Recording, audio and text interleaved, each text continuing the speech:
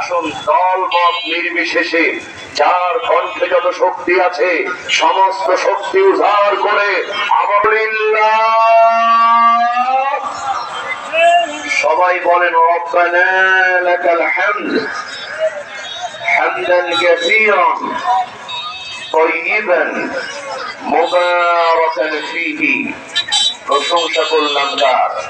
আসুন আমরা এবার মূল আলোচনার দিকে চলে যাই, খুব সংক্ষিপ্ত আলোচনা। আমার ভাইয়েরা, আল্লাহ রাব্বুল আলামিন পবিত্র কোরআনুল কারীমের সূরাতুল আহজাব, জোরে বলেন নাম কি?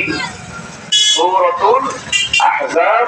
এটা হলো পবিত্র কোরআনুল কারীমের 33 নম্বর সূরা, যা আমি তেলাওয়াত করেছি। এই 33 নম্বর সূরাতুল আহজাবের 36 নম্বর আয়াত। কত নম্বর আয়াত? 36 নম্বর আয়াত তেলাওয়াত করেছি।